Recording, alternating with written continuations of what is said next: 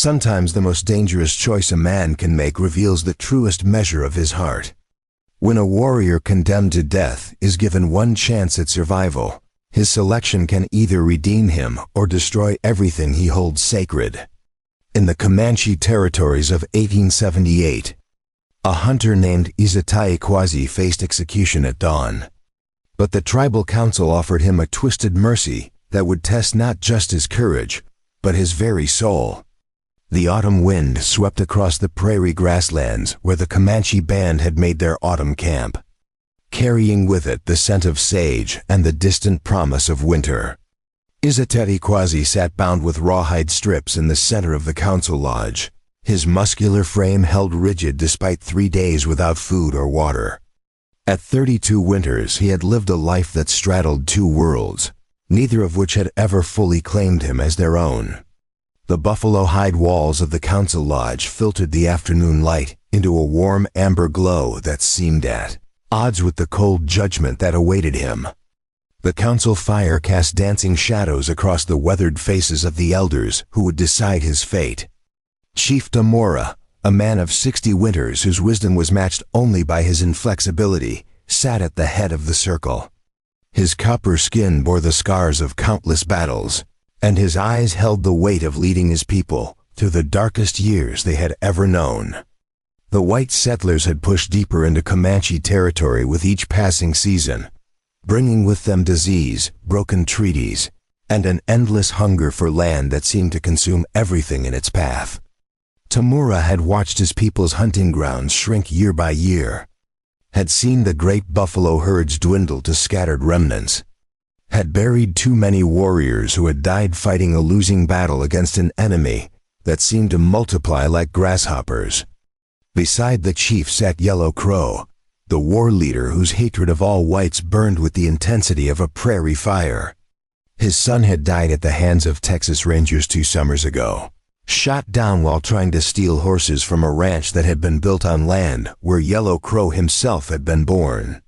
That loss had transformed him from a respected warrior into a man consumed by vengeance. He stared at Izatai with undisguised contempt, his hand resting on the knife at his belt as if eager to use it. Yellow Crow's face was a map of violence, scarred from a dozen battles, and his eyes held the flat, empty look of a man who had seen too much death and no longer feared adding to the count. The third elder was White Buffalo Woman, a medicine woman whose visions had guided the tribe through famine and war. She was the oldest among them, having lived through 80 winters, her face lined like ancient riverbeds, but her eyes remained sharp and discerning. She studied Izatai with an expression that was neither sympathetic nor condemning, but rather curious, as if she were watching the storm approach and waiting to see which way it would turn. White Buffalo Woman had delivered Izatai into the world 32 years ago, had cut the cord that bound him to his mother, and had whispered prayers over his tiny body. She remembered everything, and that memory seemed to weigh on her as she watched him now. Around the council fire sat 12 other elders, men and women whose combined wisdom was supposed to guide the tribe through difficult decisions. But Izatai could see in their faces that this decision had already been made. The evidence against him was overwhelming, and the mood of the tribe demanded blood. Too many losses, too much suffering at the hands of whites, had created an atmosphere where mercy was seen as weakness, and any association with the enemy was treated as ultimate betrayal. Izatai's crime was unprecedented in its severity. He had been caught trading ammunition to a white settlement in exchange for medicine that could save 3 children dying from fever.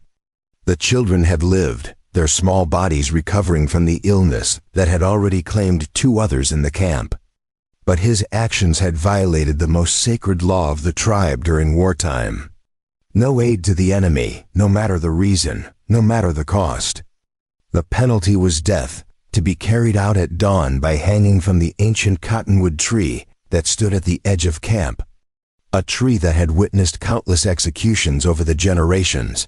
Chief Tamura rose slowly, his ceremonial buffalo robe rustling in the silence that had fallen over the council lodge.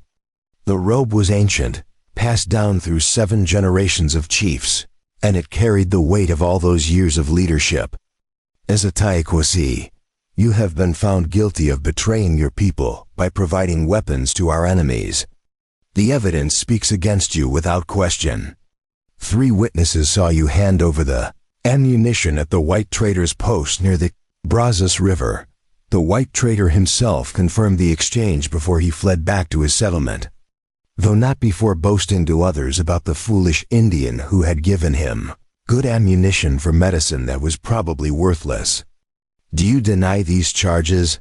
Izatayi met the chief's gaze without flinching, though his throat was dry from 3 days without water and his stomach cramped with hunger.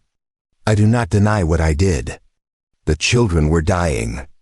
Their mothers wept outside my lodge every night, begging me to help because I had traveled among the whites and knew their medicine. Little Fox was burning with fever, so hot that his skin felt like fire. Bright Shell could not keep water down, and her lips had turned blue. Running Bird was so weak that he could not lift his head from his mother's arms. The white medicine was their only chance to live. I made a choice between law and life, and I chose life. If that makes me a traitor, then I accept that name. Yellow Crow leaped to his feet, his voice thick with rage that had been building throughout the 3-day trial. You chose to arm our enemies. How many of our warriors will die from bullets you provided? How many children will become orphans because you gave weapons to the men who are trying to destroy us? You speak of choosing life, but you have chosen death for your own people. My son died from a white man's bullet. My grandson will grow up without a father because of men like you who help our enemies. You are worse than a white man, Izatayi, because you carry Comanche blood and yet you betrayed that blood. The ammunition I traded was old, damaged from moisture during the spring floods. It would misfire more often than it would shoot true. I know this because I tested several cartridges before I made the trade. The white trader did not know this, but I did. I gave them useless weapons in exchange for medicine that actually worked. Izatayi's voice remained steady, though he knew his explanation would change nothing in the minds of those who had already decided his guilt. White Buffalo Woman leaned forward, her ancient eyes studying him with renewed interest. The firelight caught the deep lines of her face, making her look like a spirit creature from the old stories. You deceived the white trader, knowing the ammunition was worthless? This was not simply a trade, but a trick played upon the enemy. It was survival, grandmother. The children needed medicine that I could not make from prairie herbs and roots. The whites wanted weapons because they fear us, as they should. I gave them metal that would fail them in battle while saving lives that mattered to me. If this makes me a traitor, then I accept that judgment. But those 3 children are alive and growing strong. And I would make the same choice again if faced with it. Chief Tamura raised his hand for silence as murmurs rippled through the assembled witnesses who filled the council lodge. More than 50 people had crowded in to watch the proceedings, and their voices rose in debate. Some argued that Izatayi's deception of the white trader showed cleverness and loyalty. Others insisted that any contact with whites was contamination that could not be forgiven. The arguments grew heated until Tamura's voice cut through the noise. The law is clear. Trading with the enemy during wartime means death. This has been our way since the old days, since before the whites came to our lands. However, the council has discussed your case throughout the night, and we have arrived at a decision that honors both justice and the old ways. You will be given a choice, Izatayi, a choice that may spare your life if the spirits will it. The chief's words carried the weight of pronouncement, and every person in the lodge leaned forward to hear what mercy might be offered to a condemned man. The fire crackled and popped, sending sparks spiraling upward through the smoke hole. At dawn tomorrow, you will stand before this tribe and choose a wife from among our unmarried women. If any woman accepts your proposal, your life will be spared and you will serve the tribe as her husband for the remainder of your days, forbidden from ever hunting alone or traveling beyond sight of the camp. If no woman accepts, or if you refuse to choose, you will hang from the cottonwood tree as the sun rises. This is the judgment of the council. Isatai felt the breath catch in his chest. The cruelty of the offer was elegant in its simplicity. He would be forced to ask women who had every reason to despise him for his actions to bind their lives to his in marriage. The humiliation would be complete, and the likelihood of acceptance was nearly impossible. It was a death sentence wrapped in the illusion of mercy, designed to make his final hours even more agonizing than a simple execution would have been. Yellow Crow's smile was cold and satisfied, spreading across his scarred face like a wound opening. No woman of honor would accept a traitor as her husband. This is simply a way to let him choose his own shame before he dies. It changes nothing. He will stand before the people, he will be rejected by every woman with pride, and then he will hang as he deserves. The only question is whether he has the courage to face this humiliation, or whether he will simply choose the rope immediately. White Buffalo Woman spoke quietly, but her words carried across the lodge like wind through canyon walls, silencing even Yellow Crow's bitter satisfaction. The choice reveals the heart. We will see what tomorrow brings. Sometimes the spirits work in ways that surprise even those who think they know all outcomes. I have seen visions in the smoke, and the path ahead is not as clear as some believe. The council dismissed, and Isatai was led back to the small lodge where he was being held under guard. Two young warriors, barely past their naming ceremonies, watched him with expressions mixing fear and fascination. To them, he was both cautionary tale and tragic figure, a man whose good intentions had led him to unforgivable actions. They brought him water finally, after 3 days of thirst, but no food. A condemned man did not need to eat.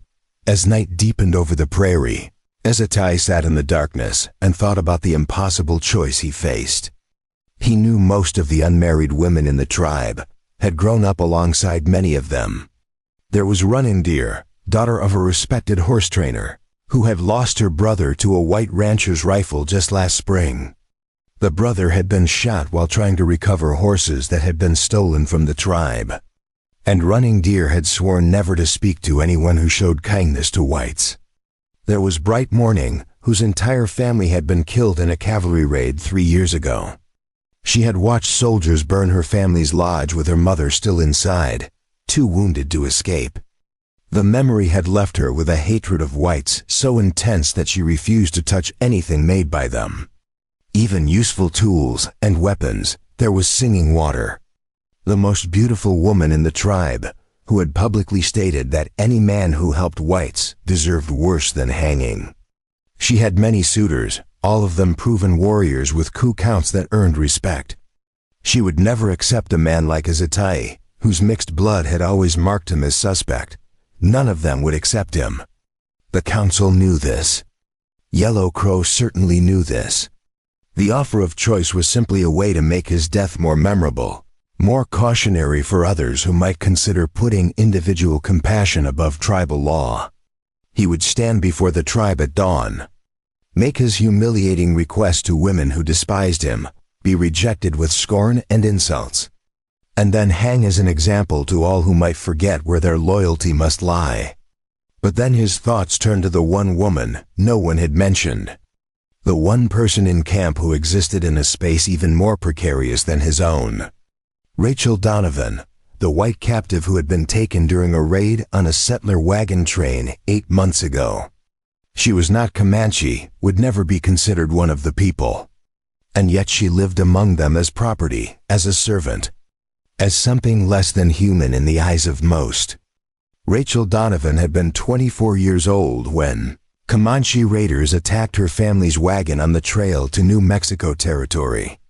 Her father, Benjamin Donovan, had been a Presbyterian minister who believed he was called by God to bring salvation to the frontier settlements. Her mother, Sarah, had been a teacher who shared her husband's missionary zeal. They had been traveling with 2 other families, all of them convinced that faith would protect them from the dangers of Comanche land. The raid had been swift and brutal. Rachel's father had been killed in the initial assault, shot through the chest as he tried to shield his wife and daughter. Her mother had died 3 days later from wounds sustained in the attack, delirious with pain and calling out scripture verses until her voice finally fell silent. Rachel herself had been taken captive, along with 2 other women who had not survived the harsh journey back to the Comanche camp. One had died from infected wounds, the other from despair and refusal to eat. She had been given to Yellow Crow's family as a servant, treated with the contempt reserved for enemies who had been allowed to live only because they might prove useful. Her days were filled with the hardest labor imaginable, hauling water from the river in heavy clay jugs that left her shoulders screaming with pain, scraping hides with stone tools that tore the soft skin of her hands until they bled, gathering firewood in all weather, summer heat and winter cold, always expected to bring back more than seemed humanly possible to carry. Her nights were spent in a corner of Yellow Crow's lodge, sleeping on bare ground with only a thin blanket against the cold, listening to the family ignore her existence as if she were no more significant than a dog. The tribe's women treated her with open hostility, seeing in her pale skin and blonde hair everything they hated about the settlers who were destroying their way of life. They gave her impossible tasks, then beat her when she failed to complete them. They mocked her attempts to learn the Comanche language, laughing at her mistakes and refusing to correct her.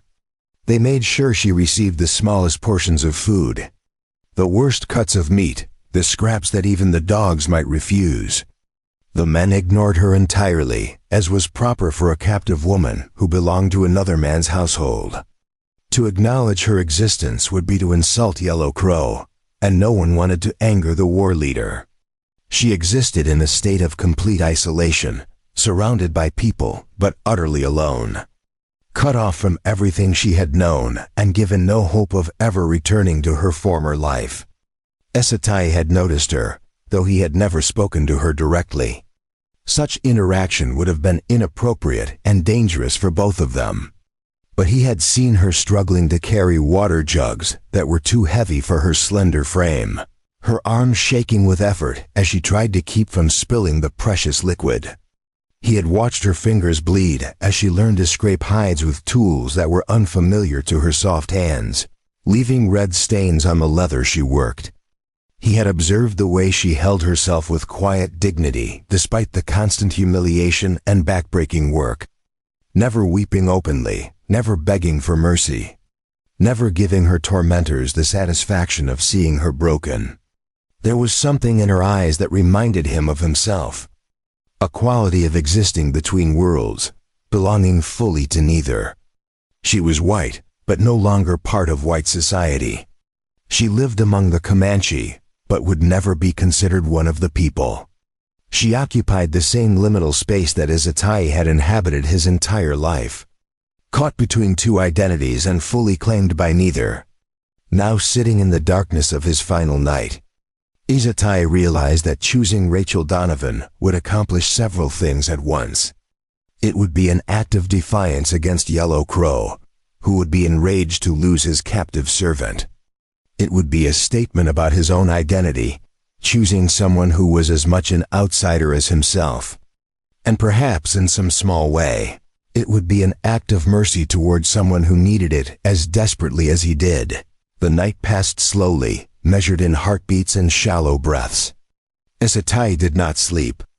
He sat in the darkness and listened to the sounds of the camp settling into rest. Dogs barking in the distance, a baby crying in a nearby lodge, the wind rustling through the prairie grass, the crackling of dying fires, all the sounds of life continuing around him while he faced the end of his own. As the first gray light of dawn began to creep across the eastern sky, Esatai heard movement outside his lodge. The guards were changing, and soon they would come to lead him to the council circle where the entire tribe would gather to witness his choice and his likely execution. He stood and stretched his stiff muscles, trying to prepare himself for what was coming. The guards entered the lodge, their young faces solemn with the weight of duty. "It is time, Esatai. The council awaits your choice." Bring him. Isatai stepped out into the cold dawn air and saw that the entire camp had gathered in a large circle around the council fire. More than 200 people stood in silent witness, their breath making small clouds in the freezing air. Men, women, and children, all of them drawn by the spectacle of a condemned man's final humiliation.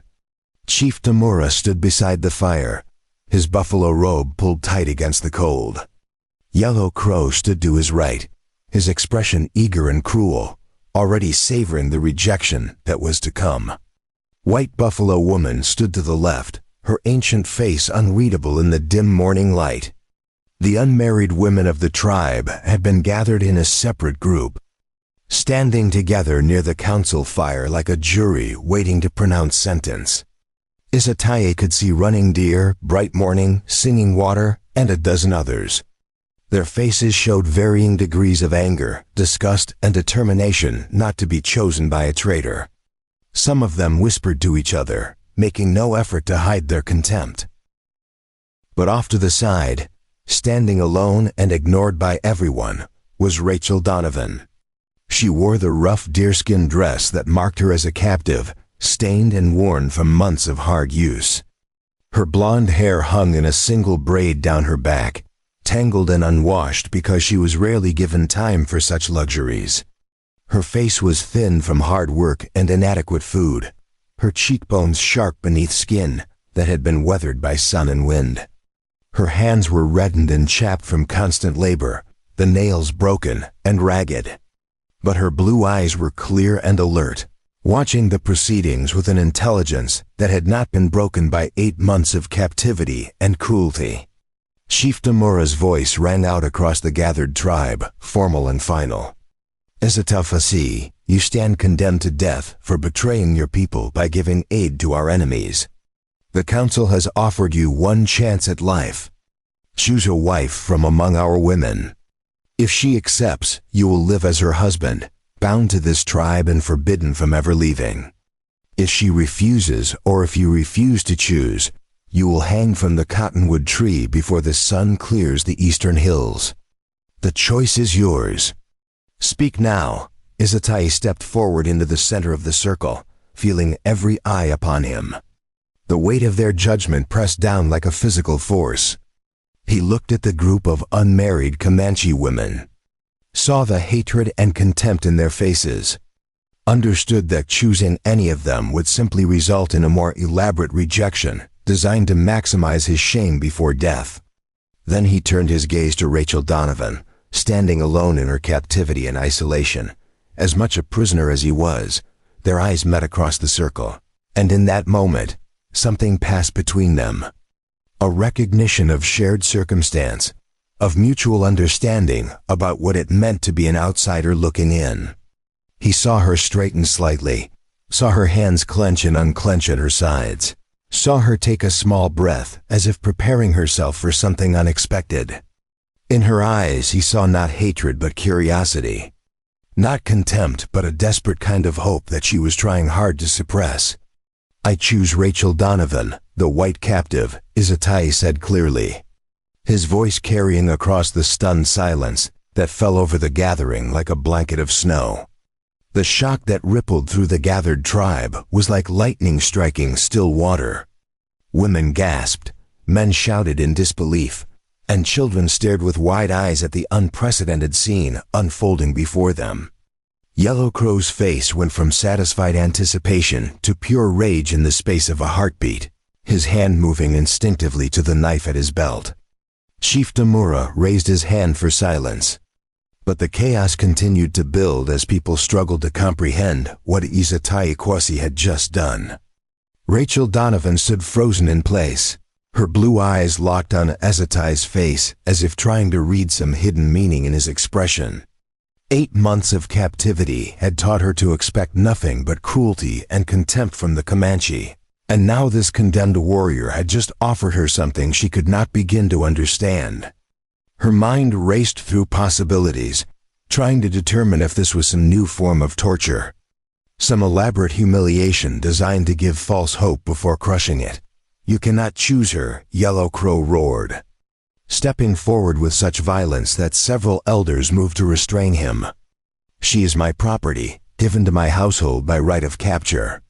She is not one of the people, and cannot be offered as a bride. This is a mockery of the council's judgment." Chief Tamura's voice cut through the turmoil like a blade through leather. "The council said any unmarried woman in this camp. We did not specify that she must be Comanche. Rachel Donovan is unmarried, she lives in this camp, and she is a woman. Unless you wish to challenge the exact words the council used. Yellow Crow, the choice stands within the terms we offered." White Buffalo Woman moved closer to the fire. Her ancient frame surprisingly steady despite her 80 winters. The spirits work in mysterious ways. Perhaps this choice reveals more than we expected to see. The question now is whether the woman accepts. That is the heart of the matter, not our pride or our anger. Yellow Crow spun to face Rachel, his eyes burning with fury. "You will refuse him. You are my servant, and I command you to refuse. If you accept this traitor's proposal, I will see you both dead before another sun sets. Do you understand me, white woman?" Rachel felt her heart hammering against her ribs so hard she thought it might burst free. For 8 months, she had endured every degradation Yellow Crow could devise. She had been beaten for moving too slowly, starved for imagined insolence, worked until her hands bled and her back screamed with pain. She had watched him take pleasure in her suffering, had seen the satisfaction in his eyes when she struggled with tasks designed to be impossible. And now, suddenly, she held power over him. The simple power to say yes or no, to accept or refuse, to make a choice that was entirely her own. She looked at Izataikwazi. Really looked at him for the first time since the day of her capture, when she had seen him standing at the edge of the raiding party. His face troubled as he watched the violence unfold. He had not participated in killing her father or wounding her mother. She remembered that clearly. He had remained apart, and she had wondered even then what thoughts occupied a man who stood with warriors, but did not raise his weapon. His eyes met hers now with an expression she had not expected. Not pity, which would have been insulting, and not lust, which would have been terrifying. Instead, she saw something that looked like respect, like recognition of her as a person rather than property. It was the first time in 8 months that anyone in this camp had looked at her that way. "I accept," Rachel said, her voice barely above a whisper but carrying clearly in the sudden silence. "I accept Izataikwazi as my husband." The reaction was immediate and explosive. Yellow Crow lunged forward, but 2 warriors grabbed his arms and held him back. Women began shouting, some in outrage at the insult to Comanche honor, others in shock at the white woman's audacity. Running Deer spat on the ground in disgust. Bright Morning turned away as if unable to watch such a shameful spectacle. Singing Water's beautiful face twisted with contempt as she stared at both Izatai and Rachel. Chief Tamura raised both hands, and gradually the chaos subsided into angry muttering. "The woman has accepted. According to the terms set by this council, Izataikwazi's life is spared. He will live as Rachel Donovan's husband, bound to this tribe, forbidden from traveling beyond sight of the camp, and watched constantly to ensure he commits no further betrayals. This is the judgment, and it will be honored. This is an abomination," Yellow Crow snarled, finally shaking off the warriors who held him. "You shame this tribe by allowing a white captive to claim the same rights as our women. She should be returned to my household immediately, and this traitor should hang as he deserves." White Buffalo Woman stepped between Yellow Crow and the council fire, her voice soft but carrying an authority that even the war leader could not ignore. "The law has been satisfied." The woman accepted freely, with no coercion. To overturn this decision now would be to admit that the council's word means nothing. "Is that what you want, Yellow Crow? To destroy the authority of the elders because your pride has been wounded?" Yellow Crow's face worked with conflicting emotions. Rage, humiliation, and the recognition that he had been outmaneuvered, by the very council that had seemed to promise Izatay's death. Finally, he spat into the fire and turned away. This is not finished. The white woman may have accepted a traitor, but she is still white, and he is still suspect. They will regret this choice before many moons pass. The gathered tribe began to disperse slowly, groups forming to discuss what they had just witnessed. Some people looked at Rachel and Izatay with open hostility, others with curiosity, and a few with something that might have been grudging respect for the courage or foolishness required to make such an unprecedented choice. The unmarried Comanche women walked away together, their backs stiff with offended pride, whispering among themselves about the insult they had just witnessed. Chief Demora approached Izatay and Rachel, his weathered face impossible to read. "You have bought your life, Izatay Quasi, but you have also bought difficulty beyond measure. This woman is hated by our people because of what her race has done to us. You are now tied to that hatred." Before we jump back in, tell us where you're tuning in from, and if this story touches you, make sure you're subscribed, because tomorrow I've saved something extra special for you. Your children, if you have them, will be marked by her white blood, just as you have been marked by your father's betrayal. Consider carefully what you have chosen. I have considered it, Chief, and I would make the same choice again. Tamora nodded slowly, then turned to Rachel. She had remained silent during this exchange, her hands clasped tightly together to keep them from shaking. You are no longer Yellow Crow's servant, but neither are you truly free. You are bound to this man and through him to this tribe. If you try to escape back to your people, you will be hunted down and killed. If you betray this tribe's trust, you will die. If your husband commits another betrayal, you will share his punishment. Do you understand these terms? Rachel lifted her chin, meeting the chief's gaze directly. I understand. I am trading one form of captivity for another, but at least this captivity comes with a choice I was allowed to make. That is more freedom than I have known in 8 months. Something flickered in Tamora's eyes that might have been approval. You speak honestly. That is good. Honesty is rare enough that it should be valued when found. White Buffalo Woman will prepare a lodge for you. You have until sunset to move your belongings and make yourselves settled. After that, the normal life of the camp continues, and you will be expected to contribute like any other couple. As the council fire was extinguished and the gathering broke apart completely, Rachel found herself standing alone with Izatay for the first time. The morning sun had risen fully now, burning away the cold dawn air and warming the prairie grass. Around them, the normal activities of camp life were resuming, but she could feel eyes watching them from every direction. Why did you choose me? Rachel asked quietly. We have never spoken. You do not know me. There were Comanche women who might have been convinced to accept you if you had offered them enough gifts or made enough promises. Why choose the white captive who everyone despises? Izatay studied her face, noting the intelligence behind her question and the wariness that 8 months of abuse had taught her. Because you and I are the same. We both exist between worlds, belonging fully to neither. You are white, but no longer part of white society. I am Comanche, but marked forever by my white father's blood and betrayal. We are both outsiders pretending to belong to a place that does not truly want us. That is a terrible reason to marry someone, Rachel said, but there was a hint of understanding in her voice. To bind 2 broken people together and hope they somehow make each other whole, perhaps. Or perhaps 2 people who understand what it means to be broken can help each other survive in ways that whole people never could. I am not offering you love, Rachel Donovan. I am not even offering you happiness.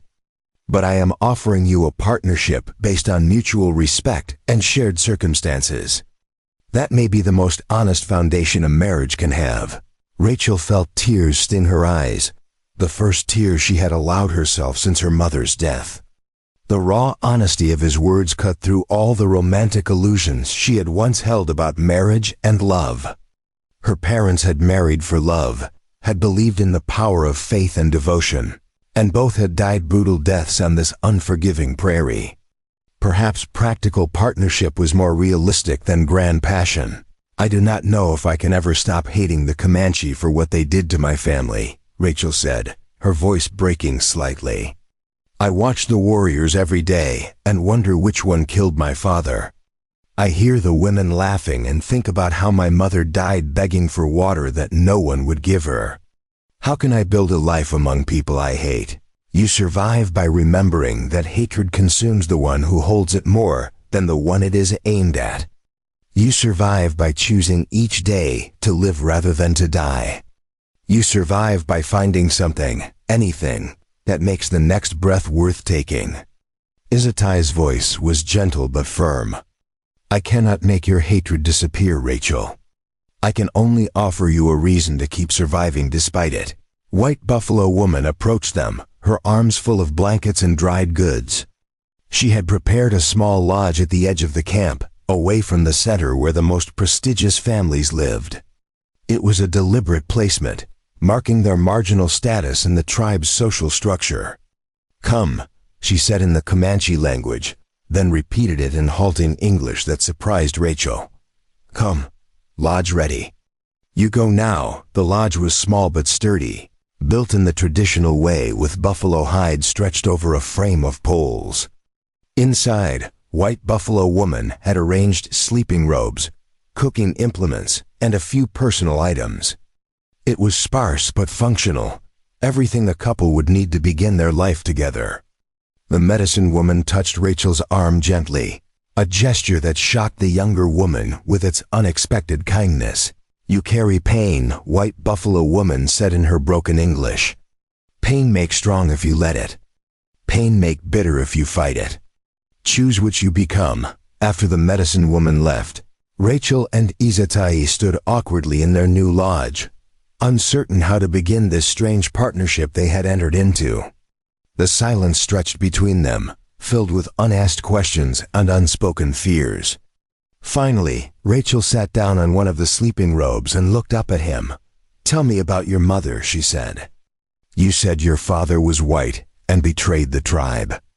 But you never mentioned your mother. Izatai settled onto the ground across from her, his expression softening at the mention of his mother. Her name was Morning Rain. She was the daughter of a respected warrior and a skilled healer. She fell in love with my father when he came to trade with the tribe. He learned our language, learned our ways, and seemed to embrace our life. The elders accepted him, and their marriage was celebrated as proof that some whites could be trusted. What happened? Rachel asked, though she suspected the answer would be painful. He left when I was 5 winters old. One night he simply disappeared, taking valuable horses and trade goods with him.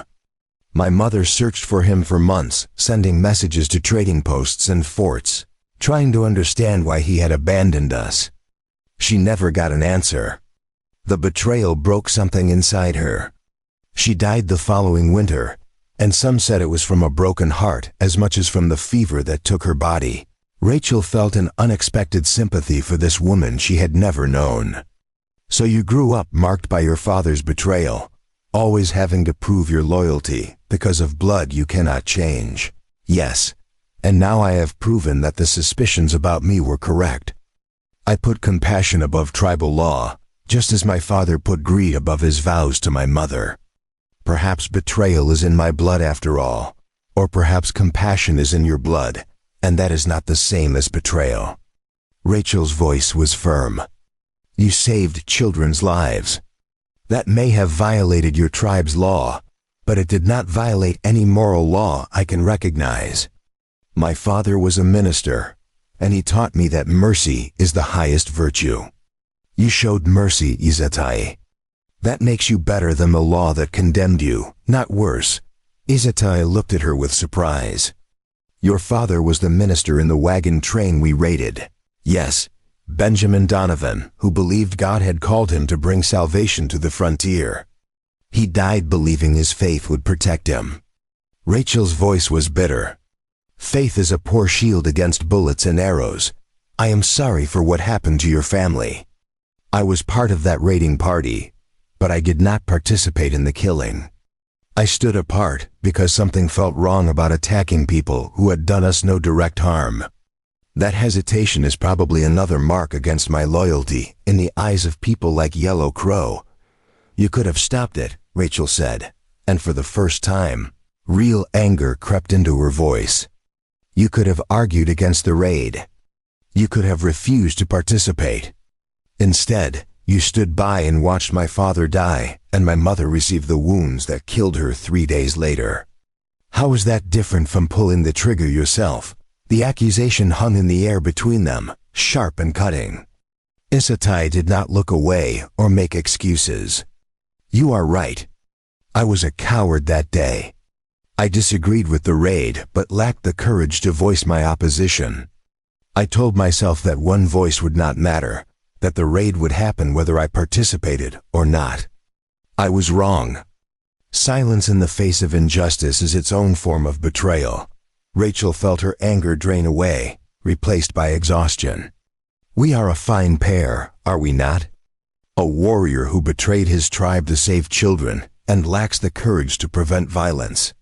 A minister's daughter who has lost her faith and agreed to marry one of the men who destroyed her family. What kind of marriage can be built on such a foundation? An honest one, perhaps. We both know the worst about each other now. There are no illusions to shatter, no false expectations to disappoint. We can build something real from this honesty, or we can simply survive together until circumstances change. Either way, we have made our choice. The rest of that first day passed in a blur of awkward domesticity. Rachel had no belongings to move because Yellow Crow's family had taken everything from her when she was captured. The dress she wore was the only clothing she possessed. Isatai had slightly more, a few changes of clothing. His weapons which had been returned to him since he was no longer facing execution. And some personal items from his years of hunting and trading. Other women in the camp, those who were not openly hostile, brought small gifts to the newlywed couple. A cooking pot from one family, extra blankets from another, dried meat and pemmican from a third. The gifts were not generous, but they were sufficient to allow Rachel and Isatai to begin their life together without complete destitution. Each gift came with carefully neutral expressions, as if the givers wanted to help but did not want to be seen as endorsing the controversial marriage. As evening approached, Rachel attempted to prepare a meal using the limited supplies they had received. Her hands, still raw and damaged from months of hard labor, struggled with the unfamiliar task of Comanche cooking. She had watched other women prepare food during her captivity, but watching and doing were vastly different skills. The fire kept dying because she had not arranged the wood correctly. The meat burned on one side and remained raw on the other. The roots she tried to roast turned to charcoal.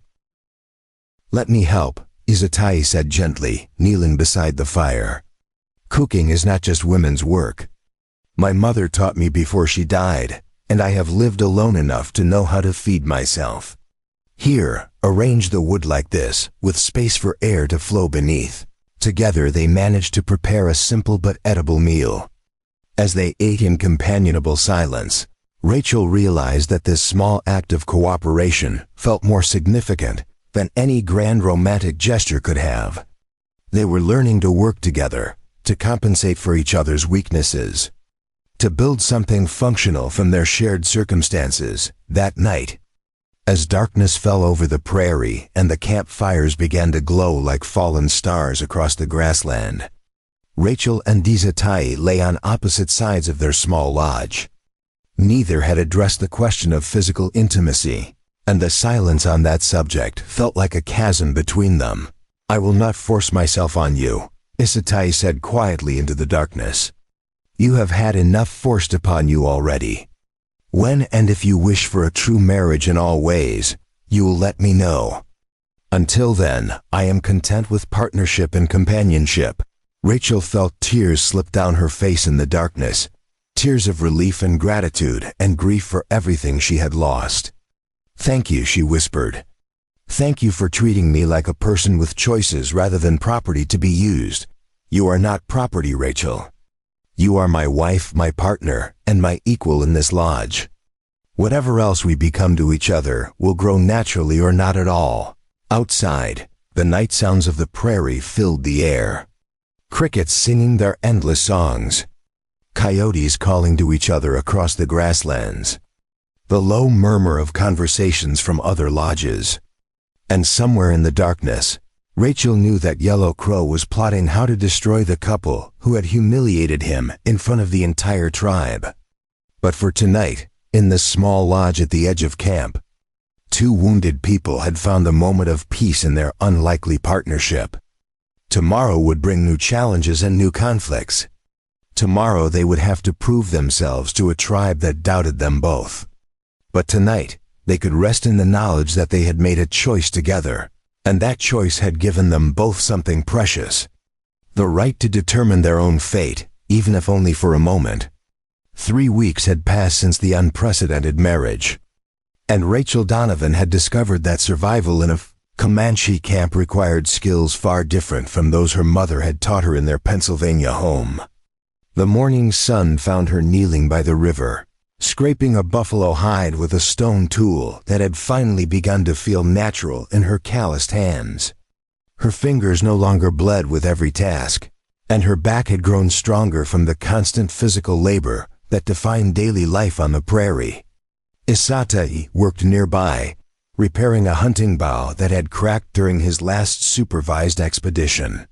The council's restrictions meant he could not hunt alone, and Yellow Crow had ensured that the warriors assigned to watch him were men who made no secret of their contempt. Yet, Isatai endured the constant surveillance with a patience that Rachel had come to recognize as his greatest strength. He never complained, never raged against the injustice, but simply continued to prove his worth through steady, reliable work. The other women had begun to tolerate Rachel's presence, though tolerance was far from acceptance. They no longer went out of their way to sabotage her work or mock her mistakes. A few had even offered grudging advice when they saw her struggling with particularly difficult tasks. Running Deer had shown her the proper way to soften leather by working brain paste into the hide. Bright Morning had demonstrated how to identify edible roots and distinguish them from poisonous lookalikes. These small kindnesses were offered without warmth, but Rachel accepted them gratefully, understanding that trust had to be earned slowly among people who had every reason to distrust her. White Buffalo Woman had become an unexpected ally, visiting their lodge regularly with herbs for medicine and wisdom for living. The ancient medicine woman seemed to see something in their unusual partnership that others missed, some potential for healing that extended beyond their personal circumstances. She taught Rachel the Comanche language with more patience than anyone else had shown, correcting her pronunciation gently and praising her progress. "Your tongue learns quickly," the old woman said one afternoon as they worked together grinding dried herbs into powder. "Most whites cannot hear the sounds properly. They speak Comanche like stones rattling in a gourd. But you listen with more than your ears." "I listen because I must," Rachel replied in careful Comanche. "If I cannot speak with people, I cannot live among them." And Isatai deserves a wife who can communicate with his people. White Buffalo Woman's wrinkled face creased into a smile. "You think of his needs before your own comfort. That is the mark of a true partner. Many Comanche marriages do not have such consideration, even among couples who were raised together. Perhaps the spirits guided Isatai's choice more wisely than we understood, but not everyone shared White Buffalo Woman's perspective. Yellow Crow's hostility had not diminished with time. If anything, it had grown more focused and dangerous as he watched Rachel adapt to tribal life. He had lost his servant, and his authority had been challenged before the entire tribe. Such humiliation demanded response, and Rachel could feel his attention on her like a predator watching prey. The confrontation came on a day when Isatai had been sent on a 3-day hunting expedition with a group of young warriors. Chief Demora had ordered the trip, hoping that successful hunting might help Izatai rebuild his reputation. But it also left Rachel alone and vulnerable, a fact that had not escaped Yellow Crow's notice. Rachel was gathering firewood in the cottonwood grove near the river when Yellow Crow appeared, blocking her path back to camp. He was not alone. 2 younger warriors stood behind him, men who shared his hatred of whites and his anger over Izatai's continued presence in the tribe. The afternoon sun filtered through the leaves, casting dappled shadows across Yellow Crow's scarred face. "White woman," Yellow Crow said in English, his pronunciation heavy but understandable. "You think you are safe because you married the traitor. You think the council's decision protects you. But you are still white, and your people are still destroying us." Rachel straightened, forcing herself to meet his gaze despite the fear racing through her veins. "I am not responsible for what other whites have done. I have worked hard to contribute to this tribe. I have learned your language and your ways. What more would you have me do? Die," Yellow Crow said simply. "You should die like all whites should die. Your father's God did not save him. Your mother's tears did not save her. And Izatai's foolish mercy will not save you. You are a disease in our camp, and diseases must be cut out before they spread." One of the younger warriors stepped forward, his hand on his knife. "Yellow Crow has been too patient with you. The council may have accepted your marriage, but that does not make you one of us. You will always be the enemy. The sooner you understand that, the sooner you can accept your fate." Rachel's mind raced, calculating distances and possibilities.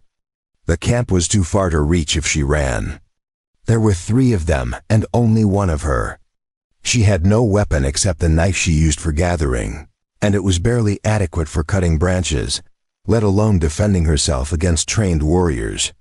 But she had not survived 8 months of captivity by being passive. "If you kill me, you will prove that the council's authority means nothing," Rachel said, switching to Comanche and speaking as clearly as her racing heart would allow. "You will show the entire tribe that Yellow Crow puts his personal revenge above tribal law. Is that how a war leader should behave? Is that the example you want to set for young warriors?" The question struck home, and Rachel saw uncertainty flicker across the faces of the 2 younger men. They were following Yellow Crow's lead, but they were not yet committed to murder. If she could drive a wedge between them and their leader, she might create enough confusion to escape. "Do not listen to her white words," Yellow Crow snarled. "She tries to divide us with clever talk. This is how whites fight when they have no weapons. They use words like poison, trying to make you doubt what you know is right. What I know is that killing an unarmed woman, gathering firewood, is not the action of a brave warrior," Rachel said, her voice growing stronger. "It is the action of a coward who hides his weakness behind violence. My father faced his death with courage. My mother endured days of suffering without begging for mercy. Can Yellow Crow say he would show such strength?" The insult was calculated and dangerous. Questioning a warrior's courage was one of the gravest offenses in Comanche culture. Yellow Crow's face darkened with rage, and his hand moved to his knife. Rachel prepared to run, knowing she would likely not make it more than a few steps before they caught her. "Yellow Crow," a voice called from the edge of the grove. Chief Tamura appeared, accompanied by White Buffalo Woman and 3 other elders. "We heard raised voices and came to investigate. Is there a problem here?" The presence of the tribal leadership transformed the situation immediately. Yellow Crow's hand dropped from his knife, and the 2 younger warriors stepped back, suddenly finding the ground intensely interesting. Rachel felt her legs tremble with relief, but she forced herself to remain standing tall. "No problem, Chief," Yellow Crow said, his voice tight with controlled anger. "I was simply reminding the white woman to gather her wood quickly and return to camp before dark. The prairie is dangerous for those who do not know it well. How thoughtful of you to show such concern for your former servant's safety," Chief Tamura said. And his tone made clear that he did not believe a word of Yellow Crow's explanation. White Buffalo Woman has asked me to check on Rachel's progress with her language lessons. Perhaps she can demonstrate what she has learned. White Buffalo Woman moved to stand beside Rachel, her ancient presence providing protection more effective than any weapon. The girl learns quickly and works hard. She shows proper respect for our ways. Some might say she adapts better than warriors who let their anger cloud their judgment. The rebuke was subtle but unmistakable. Yellow Crow's jaw clenched, but he could not challenge the medicine woman's authority, without appearing to question the spiritual guidance she provided to the entire tribe. Instead, he nodded stiffly and gestured for his companions to follow him back toward camp. After they had gone, Rachel's legs finally gave out and she sank to the ground, her whole body shaking with delayed reaction. Chief Demora knelt beside her, his weathered face showing concern that surprised her. Yellow Crow grows more dangerous as time passes, the chief said quietly. His hatred consumes him, and consumed men do not think clearly. You handled the situation well, using words when weapons would have meant your death. But words will not protect you forever. What can I do? Rachel asked, her voice barely steady. I cannot change the color of my skin. I cannot bring back the people Yellow Crow has lost to my race. I can only try to live honorably and prove through my actions that not all whites are enemies. That may be enough in time, White Buffalo Woman said, helping Rachel to her feet.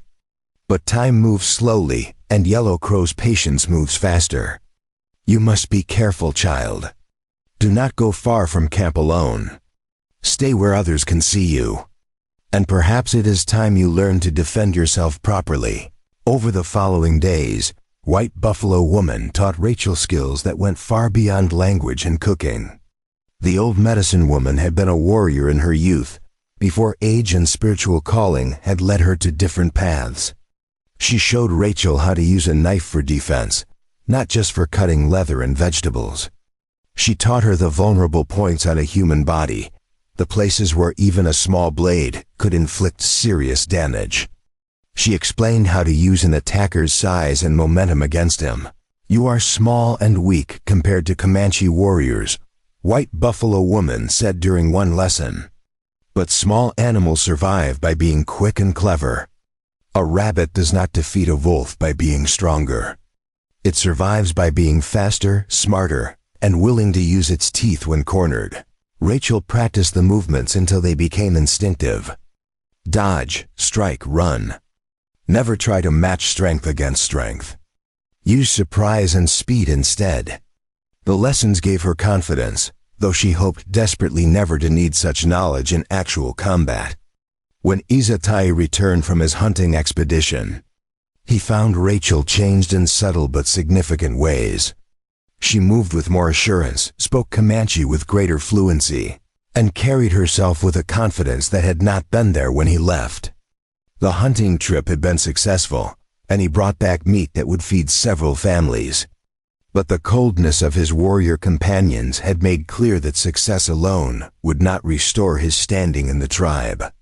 Yellow Crow tried to kill me while you were gone, Rachel told him that evening as they prepared their meal. Chief Tamora and White Buffalo Woman intervened before he could act, but his intention was clear. He will try again. Izatai's hand stilled on the meat he was cutting, his knuckles whitening around the knife handle. Tell me everything that happened. Rachel recounted the confrontation in the cottonwood grove, leaving out nothing. As she spoke, she watched Izatai's face darken with anger that he struggled to control. When she finished, he was silent for a long moment. I should challenge him, Izatai said finally. By threatening my wife, he has insulted my honor. Single combat would settle this. Single combat would give him exactly what he wants, Rachel replied firmly. You would be killed, because Yellow Crow has spent his entire life training for war, while you have spent recent years hunting and trading. Your death would leave me without protection and prove to the tribe that Yellow Crow was right to doubt you. We must find another way. What other way is there? Izatai's frustration was evident in every word. I cannot watch you every moment. I cannot stop Yellow Crow from finding opportunities to harm you. And the council will not act unless he actually succeeds in hurting you, by which time it will be too late. Then we make ourselves too valuable to lose," Rachel said, an idea forming as she spoke. "We contribute so much to the tribe that harming us would harm everyone." Yellow Crow's influence comes from his role as war leader, but war is not the only way to serve the people. "What does this tribe need that we could provide?" Isatai considered the question, his anger giving way to thoughtful calculation. "Food is always needed. The buffalo herds grow smaller each year. Game becomes harder to find as white ranchers fence the land. If we could find new sources of food, establish better hunting grounds, the tribe would value that, and medicine," Rachel added, warming to the idea. "White Buffalo Woman is old and will not live forever. Someone needs to learn her knowledge of herbs and healing. I have been helping her gather plants. I could learn more, become useful in ways that have nothing to do with war or hunting." The plan took shape over the following weeks. Isatai used his knowledge of white settlements and trading posts to identify areas where game was still plentiful, places that Comanche hunters had not yet explored because they were considered too close to white territory. He led hunting parties to these areas, and their success began to speak louder than Yellow Crow's accusations. Families who had been going hungry now had meat because of Isatai's guidance. Rachel devoted herself to learning everything White Buffalo Woman could teach about healing and medicine. She learned which plants stopped bleeding, which reduced fever, which eased pain. She learned to set broken bones and treat wounds. She learned the prayers and rituals that accompanied physical treatment.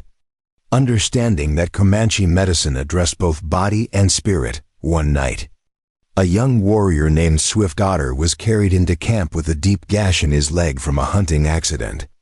The wound was bleeding heavily, and White Buffalo Woman was away visiting another band. Rachel was the only person available with medical knowledge. The warrior's friends looked at her with desperation mixed with suspicion. "She is white," one of them protested. Preparing and narrating this story took us a lot of time, so if you are enjoying it, subscribe to our channel. It means a lot to us now.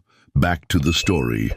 "How can we trust her to heal rather than harm? If you want him to live, you have no choice," Rachel said, her voice steady despite her nervousness. "I learned from White Buffalo Woman. I know what needs to be done. But I need your help to hold him still." She worked quickly, cleaning the wound with water boiled over the fire, packing it with herbs that would prevent infection and promote healing. She stitched the gash closed with sinew thread, her hands steady despite the warrior's groans of pain. Finally, she wrapped the leg tightly with clean leather strips and gave Swift Otter a tea made from willow bark to ease his suffering. The wound healed cleanly over the following days, with no sign of infection or fever. Swift Otter walked with a slight limp, but he walked, and that was more than many had expected. The young warrior came to Rachel's lodge a week later, his face serious. "You saved my life," he said simply. "I doubted you because of your skin color. I was wrong. From this day forward, you have a friend who will stand with you when others turn away." Word of Rachel's healing skill spread through the camp. Other people began coming to her with minor ailments and injuries. She treated them all with the same care, never turning anyone away regardless of how they had treated her in the past. Slowly, grudgingly, the tribe began to see her as something other than just the white captive. She was becoming useful, valuable, someone whose loss would hurt the community. But Yellow Crow's hatred did not diminish with Rachel's growing acceptance. If anything, it intensified as he watched her gain respect that he felt she did not deserve. He began spreading rumors, suggesting that her healing knowledge came from dark magic, that she was using white sorcery to bewitch the tribe into accepting her. The confrontation came to a head during the council meeting called to discuss the tribe's winter preparations. Yellow Crow stood before the gathered elders and made his accusation public. "The white woman practices forbidden arts," he declared, his voice carrying across the council lodge. She uses plants and rituals that White Buffalo Woman never taught her. Where did she learn such knowledge, if not from evil spirits? She is poisoning our people slowly, making them dependent on her false healing, so that when she finally reveals her true nature, we will be helpless to resist. Chief Demora looked at Rachel, who had been summoned to defend herself. What do you say to these charges? Rachel stood, forcing her voice to remain calm. Everything I know about healing, I learned from White Buffalo Woman. I use the same plants she uses, prepare them the same way, speak the same prayers. If Yellow Crow doubts this, let White Buffalo Woman examine my work and judge whether it follows proper medicine ways. White Buffalo Woman rose, her ancient frame straightening with dignity. I have watched this girl's healing work. She follows the old ways correctly. Her knowledge comes from my teaching, not from evil spirits. Yellow Crow speaks from hatred, not from truth. His accusations shame him more than they harm Rachel, but she is still white, Yellow Crow insisted. Her people have brought nothing but death and destruction to us. How can we trust that she will not eventually betray us as her people have betrayed us countless times? How many times must I prove myself? Rachel asked, her frustration finally breaking through her careful control. I have learned your language. I have worked harder than many born to this tribe. I have healed your warriors and taught your children. What more must I do to be seen as something other than the color of my skin? The council lodge fell silent. Even Yellow Crow seemed taken aback by the raw emotion in her voice. Chief Demora studied Rachel for a long moment before speaking. You ask what more you must do, and that is a fair question. But perhaps the better question is, what more must we do to see you clearly? A person's worth is measured by their actions, not their ancestry. Rachel Donovan has shown through her actions that she serves this tribe faithfully. Until her actions prove otherwise, she will be treated as a full member of this community, with all the rights and protections that come with that status. The declaration was unprecedented. No white captive had ever been granted such recognition. Yellow Crow looked as if he had been struck, his face going pale with shock and rage. But the chief's word was law, and even Yellow Crow could not openly defy it without risking his own position. As the council dismissed, Izatai took Rachel's hand, a public gesture of support that did not go unnoticed. They walked back to their lodge together, aware that they had won an important battle but knowing the war was far from over.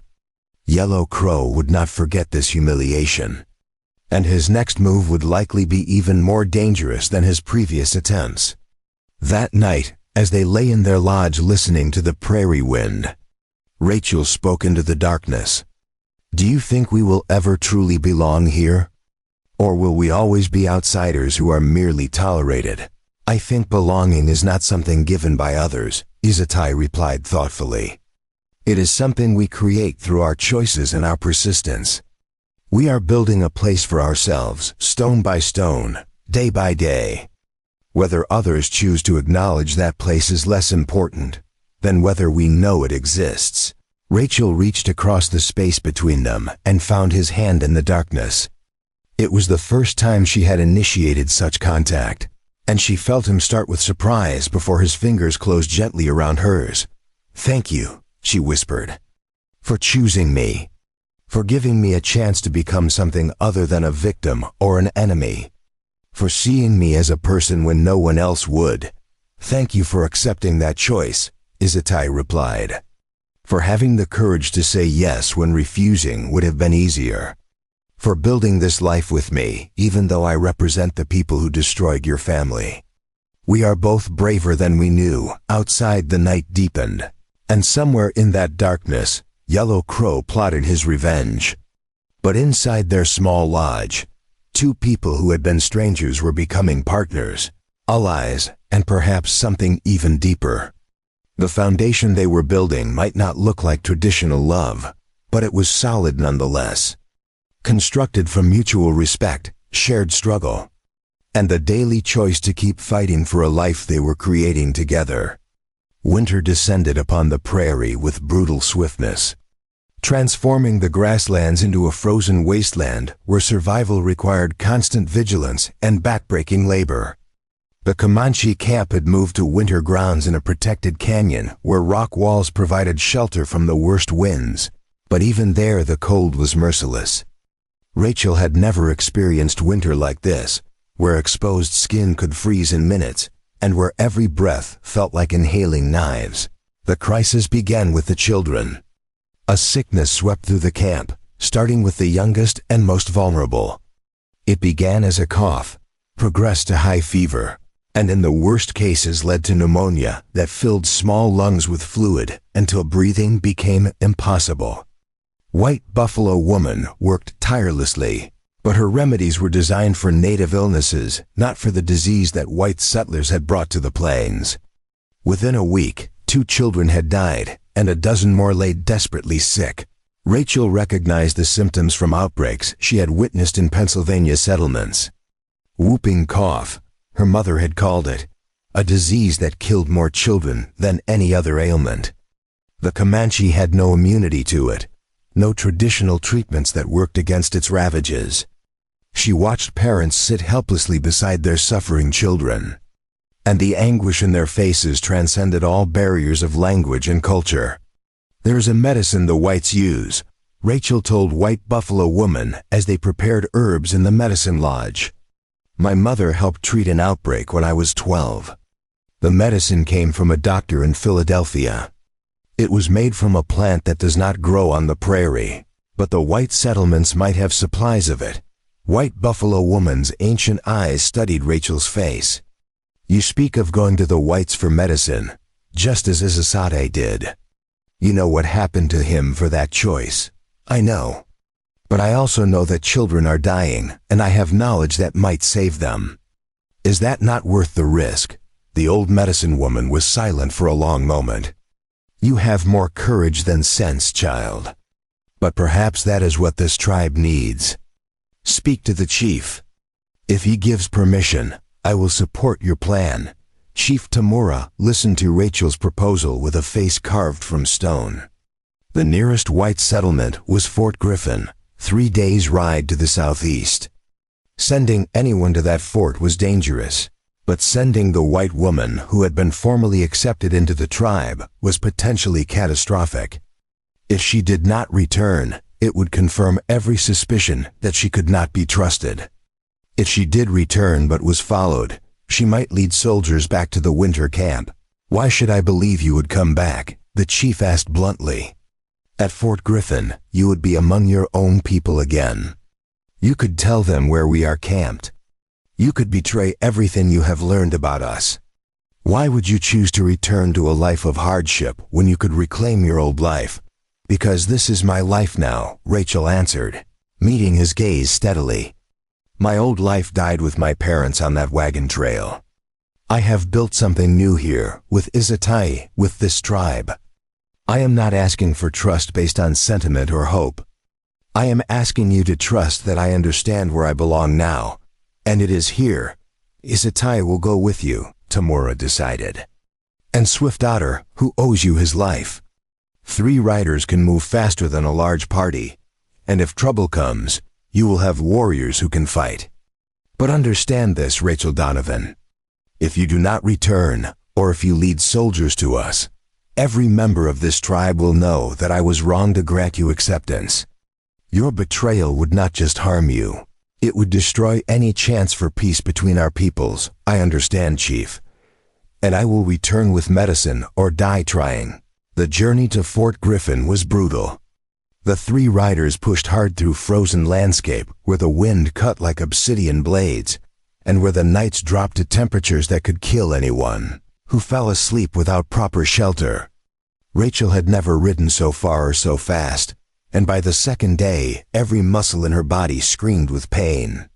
But she did not complain, did not ask to slow down, because children were dying while they rode. Swift Otter watched her with growing respect.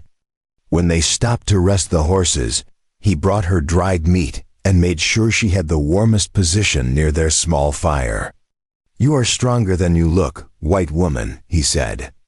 Many Comanche women would have given up by now, I am not strong, Rachel replied, her teeth chattering despite the fire. I am simply too stubborn to quit when lives depend on success. Stubbornness is a form of strength, Izate said, wrapping an extra blanket around her shoulders. And you have more of it than anyone I have ever known. They reached Fort Griffin on the afternoon of the third day. The fort was a rough collection of wooden buildings surrounded by a log stockade, built to protect white settlers from Indian raids. The American flag snapped in the harsh wind above the main gate, and soldiers in blue uniforms patrolled the walls. Rachel felt her heart clench as she saw white faces for the first time in 9 months, heard English spoken without the careful pronunciation of second-language speakers. Let me go in alone first, Rachel said. 3 riders approaching together might provoke shooting. I will explain the situation and ask for the medicine. If they agree, I will signal you to approach, and if they do not agree, Izatai asked. If they try to keep you there, then you ride back to camp and tell the tribe that I failed. But I do not think it will come to that. Even whites have some mercy for sick children. Rachel rode toward the fort gate slowly, her hands raised to show she carried no weapons. The soldiers on the wall shouted challenges, their rifles trained on her. She called back in English, her voice hoarse from days of breathing frozen air. My name is Rachel Donovan. I was taken captive by Comanche 9 months ago. I come seeking medicine for sick children. I mean no harm and carry no weapons. Please, let me speak with your commanding officer. The gate opened cautiously, and soldiers emerged with weapons ready. Their faces showed shock at seeing a white woman in Comanche clothing, riding a Comanche horse, speaking with authority rather than the broken desperation of most returned captives. A lieutenant stepped forward, his young face suspicious. Miss Donovan, if that is truly your name, you need to come inside immediately. We will provide you protection and arrange transport back to civilization. You are safe now. I do not need protection, and I am not staying, Rachel said firmly. I came only for medicine. There is an outbreak of whooping cough in the Comanche camp. Children are dying. I know you have laudanum and ipecac in your medical supplies. I am asking you to provide enough to treat 24 children. The lieutenant's expression hardened. You want me to give medicine to Indians? Medicine that could save white children is supposed to go to savages who murder and raid our settlements. They are children, Lieutenant. Innocent children who have done nothing wrong. If you have any humanity, any Christian mercy, you will help them. And why would you care about Indian children, Miss Donovan? Why are you not begging us to rescue you from captivity? Because they are my people now, Rachel said, and the words felt true in a way that surprised her. I have made a life among them. I have married one of their warriors. I have been accepted into their tribe. Those children are part of my community, and I will do whatever is necessary to save them. The lieutenant stared at her as if she had grown a second head. You married an Indian? You chose to stay with the savages who killed your family. My family is dead, and nothing will bring them back. But I can help the living. Are you going to provide the medicine or not? A voice called from behind the lieutenant. I will provide it, if the lady gives her word that it will be used only for healing. An older man emerged from the fort's infirmary, his gray hair and weathered face marking him as the post surgeon, Dr. Samuel. Shun had been tending frontier forts for 20 years, and his eyes held the exhausted compassion of someone who had seen too much suffering to waste time on prejudice. I am Dr. Chun, the surgeon said, studying Rachel with professional interest. I remember reports of a wagon train attack last spring. Presbyterian minister and his family. You are the daughter who was taken, yes, and now I am asking for your help as one healer to another. White Buffalo Woman, the Comanche medicine woman, has tried everything she knows. But this disease comes from white contact, and only white medicine can treat it effectively. Dr. Chun nodded slowly. Whooping cough is brutal, especially in populations with no prior exposure. I have laudanum for the pain and cough, ipecac for clearing the lungs, and willow bark extract for fever. I will give you enough for 3 weeks of treatment, along with written instructions for dosing based on age and weight," the lieutenant protested. "Sir, regulations prohibit providing medical supplies to hostile Indians. These supplies are not going to hostile Indians, Lieutenant. They are going to a qualified medical practitioner who happens to be working in a Comanche camp. Unless you want to explain to your superiors why you let 24 children die when we had medicine to save them, I suggest you authorize this requisition." While Dr. Chun gathered supplies, Rachel waited in the infirmary. Surrounded by the sights and smells of white civilization she had not experienced in months. Clean wooden floors, glass windows, the sharp medicinal odor of carbolic acid. It felt simultaneously familiar and alien, as if she were visiting a place she had known in a previous lifetime. "You know you do not have to go back," Dr. Chun said quietly as he packed medicine into a leather satchel. "We could arrange protection for you. Send you back east to whatever family you have remaining. You have endured terrible hardship, Miss Donovan. No one would judge you for wanting to reclaim your former life. My former life is gone, doctor, and I do not wish to reclaim it. I have found purpose among the Comanche. I have a husband who respects me, work that matters, and a community that has accepted me despite every reason not to. That is more than many women have in their so-called civilized lives." Dr. Chun studied her face for a long moment. "You have changed. That is clear. But be careful, Miss Donovan.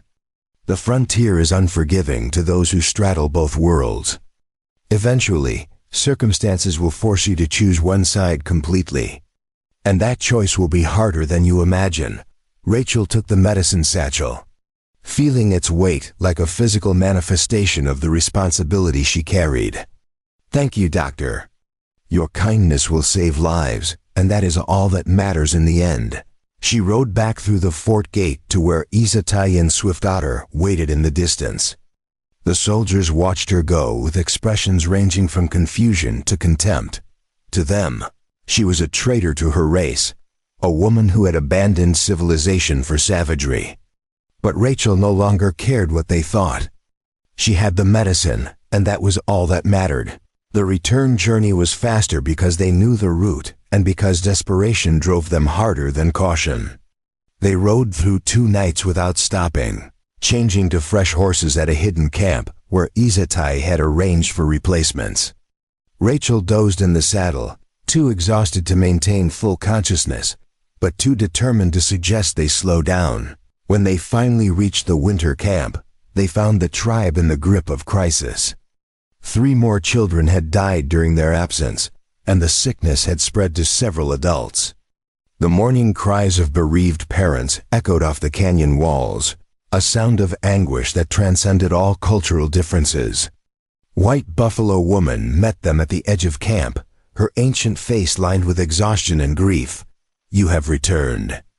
I prayed to the spirits that you would, but I was not certain they would hear an old woman's prayers. Did you get the medicine?" Rachel dismounted on legs that barely supported her weight and handed the satchel to White Buffalo Woman. "Everything Dr. Chun had to offer, along with instructions for dosing. We need to begin treatment immediately." The next 3 days were a blur of constant work.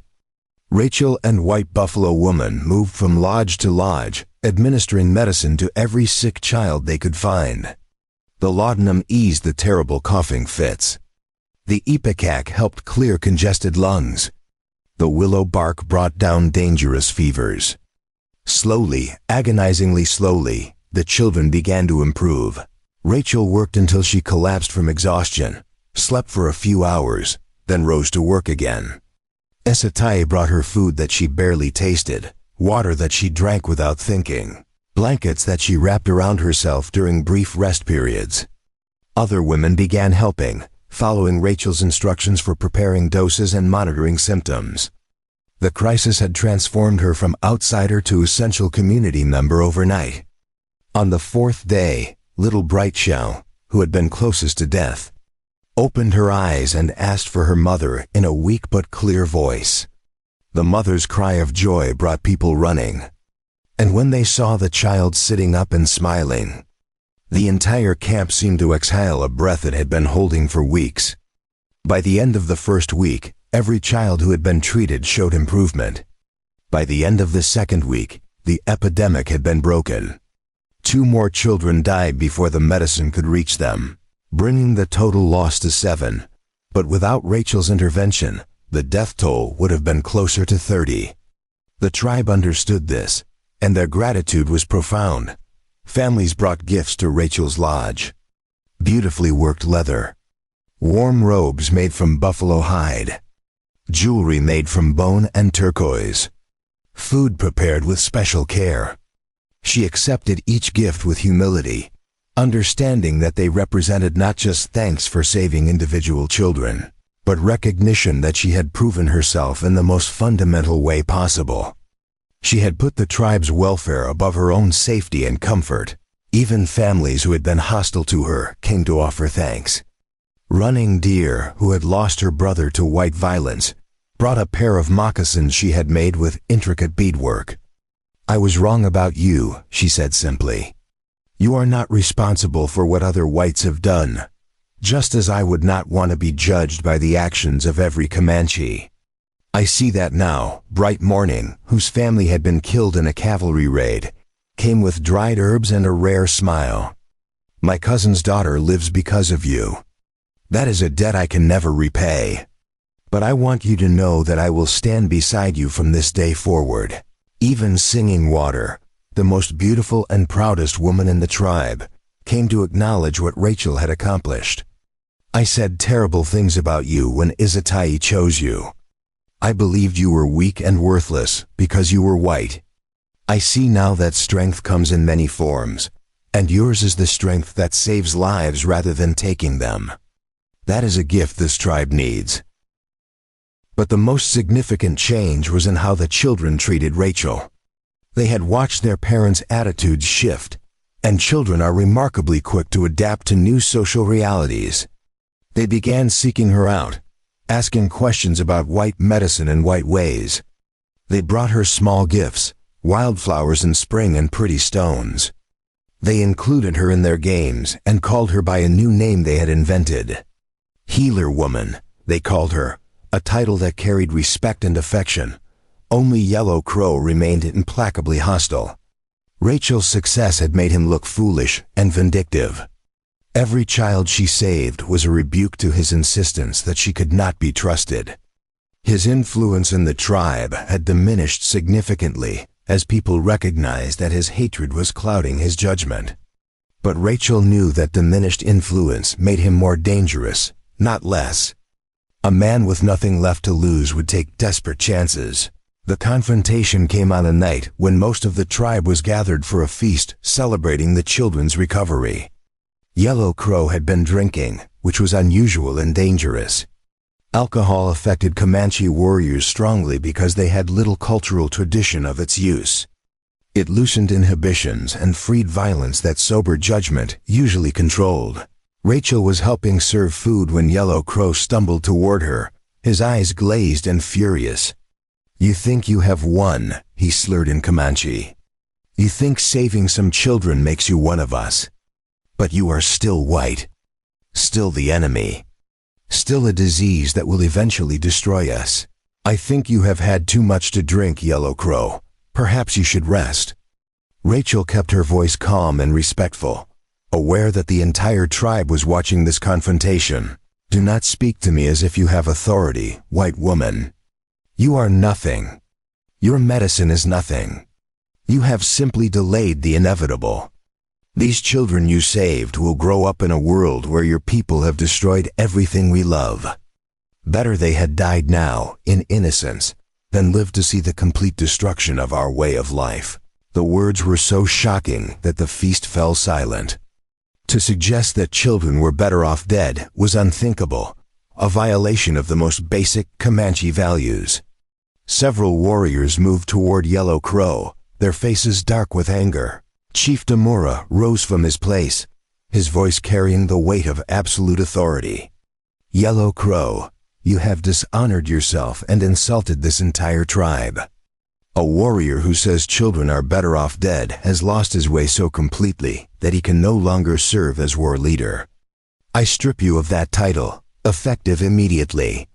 You will spend 3 days in isolation, and when you return, you will apologize to Rachel Donovan and to every family whose children she saved. Yellow Crow's face went pale, then flushed red with humiliation and rage. You cannot do this. I have served this tribe my entire life. I have fought in dozens of battles. I have earned my position through blood and courage, and you have forfeited it through hatred and poor judgment, Tamura said firmly. A true leader puts the welfare of the people above personal grievance. You have failed that test repeatedly. Now go, before I decide that 3 days isolation is insufficient punishment. Yellow Crow looked around the gathering, seeking support and finding none. Even his closest allies could not defend words that suggested children were better off dead. With a final hateful glare at Rachel, he turned and stalked into the darkness beyond the feast fires. Izatai moved to stand beside Rachel, his hand finding hers. That was dangerous, he said quietly. Yellow Crow has been humiliated before the entire tribe. He will seek revenge, and it will be terrible, I know, Rachel replied, watching the darkness where Yellow Crow had disappeared. But I could not let his words stand unchallenged. Those children deserve to live, deserve to grow up and find their own paths. I will not apologize for saving them, whatever the cost. White Buffalo Woman approached, her ancient eyes reflecting firelight. You have courage, child, but courage alone will not protect you from what is coming. Yellow Crow is wounded, and wounded animals are most dangerous when cornered. You must be very careful in the days ahead, the feast continued. But the joy had been dampened by Yellow Crow's outburst and the conflict it had exposed. Rachel felt eyes on her throughout the evening, some sympathetic, others calculating. She had won a great victory by saving the children, but that victory had made her the focus of tensions that ran deeper than any individual conflict. She represented change, the possibility that whites and Comanche could coexist. And change always created resistance from those who felt threatened by it. That night, lying beside Izatai in their lodge, Rachel finally allowed herself to feel the exhaustion that had been building for weeks. Her body ached from days of constant work. Her mind spun with the complexity of the situation she found herself in. And her heart struggled with emotions she had not expected to feel for the man lying beside her. Izatai, she said quietly into the darkness. When did this become real? What do you mean, this marriage? This partnership?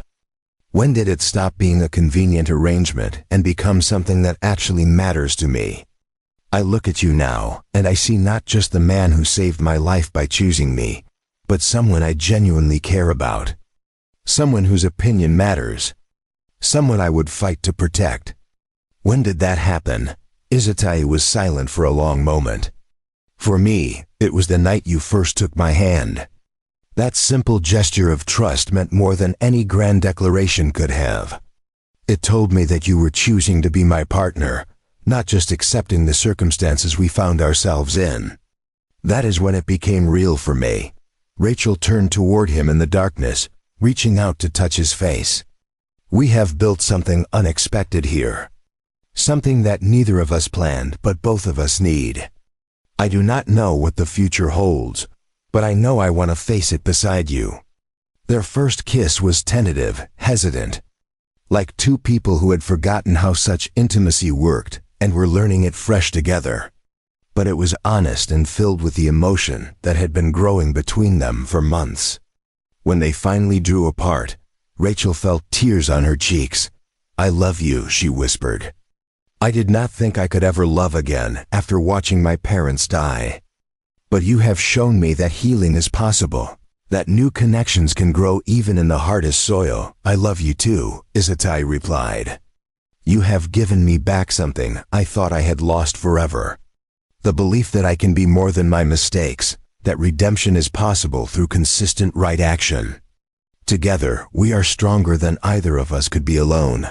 Outside, the winter wind howled through the canyon, and somewhere in that darkness, Yellow Crow plotted his revenge.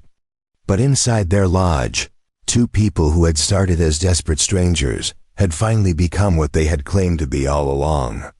Husband and wife, partners in truth, and allies against whatever challenges the future would bring.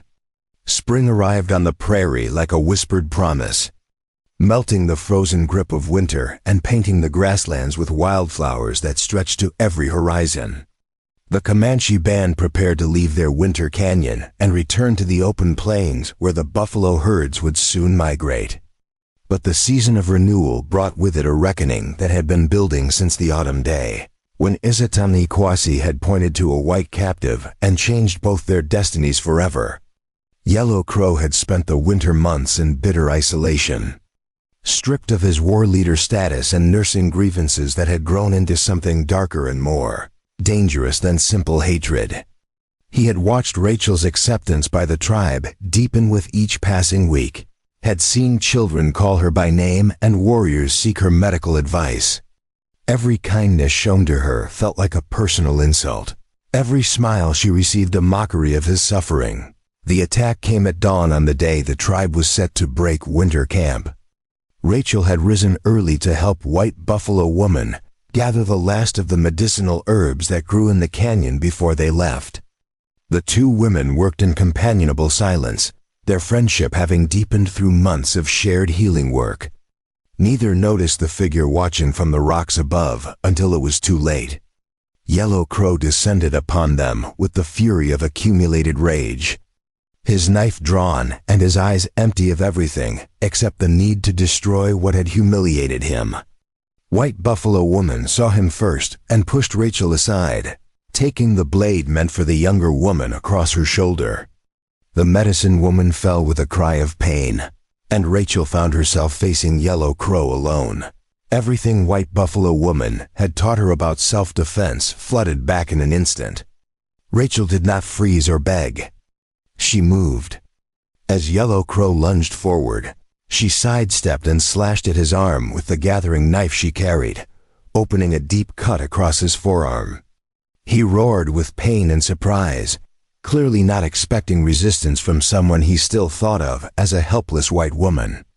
"You should have stayed broken," Yellow Crow snarled, switching the knife to his uninjured hand. "You should have accepted your place as a slave. But you had to rise above it, had to make yourself important, had to steal the respect that should have been mine." "I stole nothing," Rachel gasped, backing away and trying to keep distance between them. "I earned respect through hard work and by helping people. You lost respect by letting hatred consume you until you could not see clearly anymore." They circled each other on the canyon floor, predator and prey locked in a dance that could only end in blood. Rachel knew she could not match his strength or skill, but she had surprise and desperation on her side. When he lunged again, she dodged and struck, her blade finding his thigh and opening another wound that made him stagger. The commotion had drawn attention. Warriors came running from the camp, Izatani among them. He took in the scene instantly, his wife bleeding from a cut on her arm, White Buffalo Woman wounded on the ground, and Yellow Crow advancing with murder in his eyes. Without hesitation, Izatani threw himself between Rachel and her attacker. "This ends now, Yellow Crow," Izatani said, his voice deadly calm. "You have broken tribal law by attacking an unarmed woman. You have wounded our medicine woman. And you have forfeited any claim to honor or mercy. Stand down or face the consequences. I will face you gladly," Yellow Crow spat. "You who betrayed our people for white medicine. You who married white filth and brought contamination into our camp. Kill me if you can, traitor. But know that even in death, I will have shown this tribe the truth about you." The fight was brutal and swift. Yellow Crow was the more experienced warrior, but rage made him reckless while Izatani fought with the clarity that came from defending someone he loved. They grappled and struck, knives flashing in the morning light, until Izatai's blade found its mark in Yellow Crow's chest. The former war leader fell to his knees, blood spreading across his shirt. His eyes wide with shock that his hatred had finally led to this inevitable end. Chief Tamura arrived with the other elders as Yellow Crow collapsed. The chief looked at the scene with an expression of profound sadness, understanding that this confrontation had been inevitable since the day he had offered Esatai the choice between marriage and death. Yellow Crow has broken sacred law by attacking women who were gathering herbs in peace. His death is the result of his own choices, not murder. Let it be recorded this way. White Buffalo Woman's wound was serious but not fatal, and Rachel tended to it with hands that shook from delayed shock. As she cleaned and stitched the cut, the old medicine woman smiled weakly. "You fought well, child.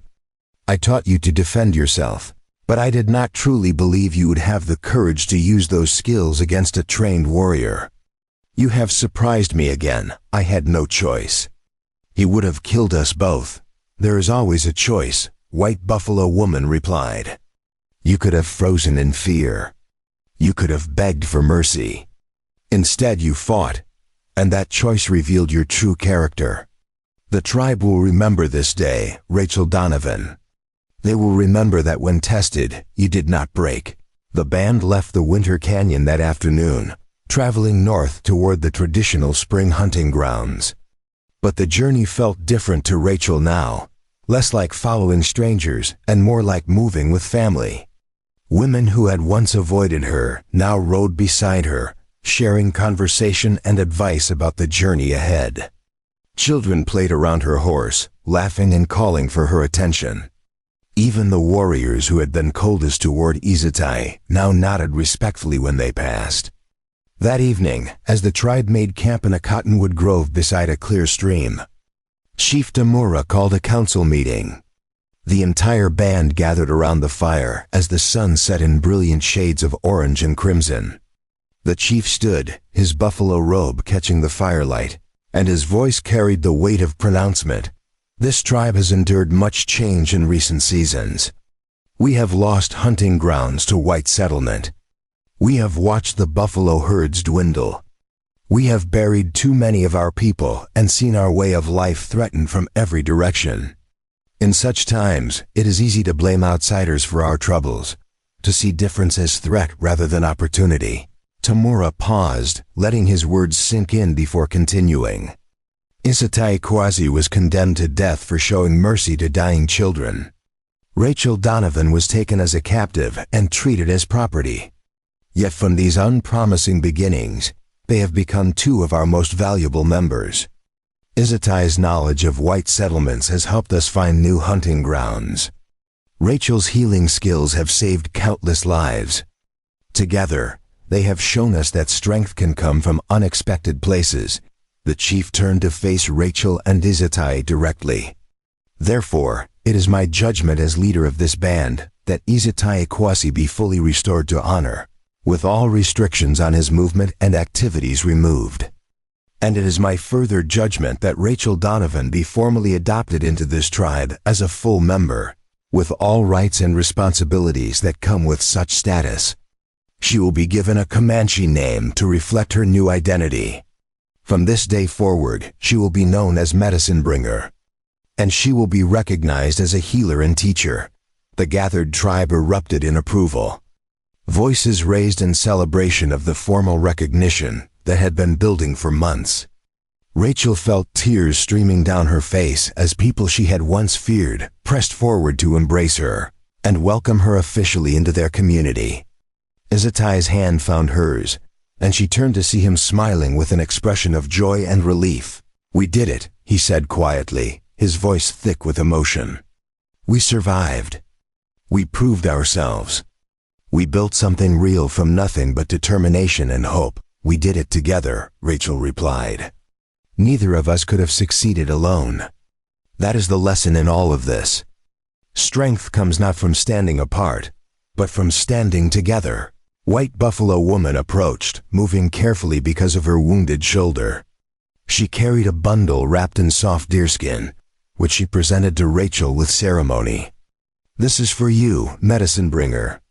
Inside you will find the tools of a healer, passed down through generations of medicine women. I give them to you now because I am old and my time grows short.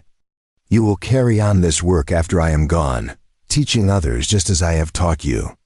Rachel unwrapped the bundle with trembling hands, revealing stone knives for surgical work, bone needles for stitching wounds, pouches of rare herbs, and a medicine bag decorated with intricate beadwork. The weight of responsibility these tools represented was enormous, but she accepted it without hesitation. "I will honor your teaching, grandmother. I will use these tools to serve the people and pass the knowledge to others when my time comes." The celebration continued late into the night, with dancing and singing that echoed across the prairie. Rachel danced with Comanche women who had become her friends, laughed with children who called her by her new name, and sat beside her husband as he recounted stories of successful hunts with warriors who now called him brother. For the first time since her capture, she felt complete, as if all the broken pieces of her life had finally been fitted back together in a new pattern. As the fires burned low and people began retiring to their lodges, Izatai and Rachel walked together to the edge of camp where they could see stars scattered across the vast prairie sky. The night was clear and warm, filled with the sounds of spring, insects chirping, a distant owl calling, the gentle rush of the stream through the cottonwood grove. "Do you ever think about what might have been?" Rachel asked quietly. "If the raid had never happened, if you had never been condemned, if we had never met?" Izatai considered the question carefully. "I think about it sometimes, but I have learned that the past cannot be changed, only accepted. What matters is what we do with the present we have been given. We took impossible circumstances and built something meaningful from them. That is more than most people achieve in a lifetime. My parents believed that God had a plan for everyone, that suffering served some higher purpose. I lost that faith when they died.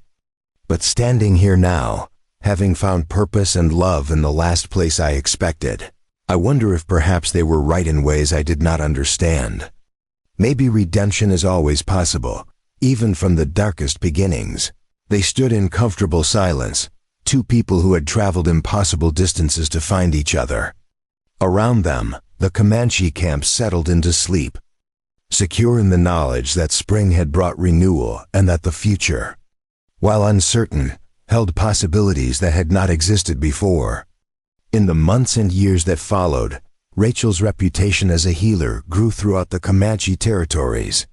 Other bands sought her knowledge, and she traveled widely teaching healing techniques that blended traditional Comanche medicine with practices she had learned from her mother and Dr. Chun. She trained apprentices who carried her methods to even more communities, creating a network of healers whose work saved countless lives. Izatai became a respected leader in his own right, not through warfare but through wisdom and diplomacy.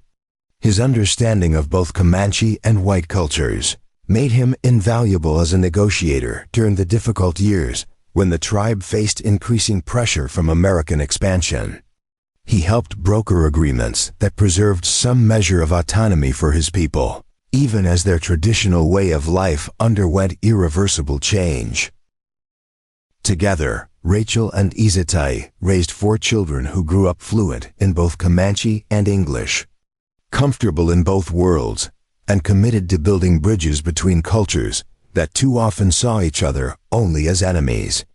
Their eldest daughter became a teacher who established schools where Comanche children could learn to read and write while maintaining their cultural identity. Their sons became advocates who fought for Comanche rights in American courts, using white law to protect their people's interests. The story of how a condemned warrior chose a captive woman and how that choice transformed both their lives became legend among the Comanche. It was told around campfires and passed down through generations as a reminder that courage sometimes meant making the choice that everyone else called foolish. That love could grow in the most unlikely soil. That redemption was always possible for those willing to fight for it. And on spring evenings when the prairie grass turned gold in the sunset and wildflowers painted the landscape in brilliant colors, you could still find an elderly couple sitting together outside their lodge, hands intertwined, watching the sky change colors as they had done for decades. They spoke little now, comfortable in the silence that came from years of true partnership. But their presence together was a testament to the power of choosing compassion over hatred, hope over despair, and love over all the forces that tried to keep two wounded souls apart. The white woman who had been a captive and the Comanche warrior who had faced death had become something neither could have imagined on that autumn morning when he pointed across a circle of witnesses and said two words that changed everything. They had become partners, healers, leaders, and proof that even in the harshest circumstances, human connection could create miracles that transcended every barrier of culture, language, and blood. Up next, you've got two more standout stories right on your screen. If this one hit the mark, you won't want to pass these up. Just click and check them out. And don't forget to subscribe and turn on the notification bell so you don't miss any upload from us.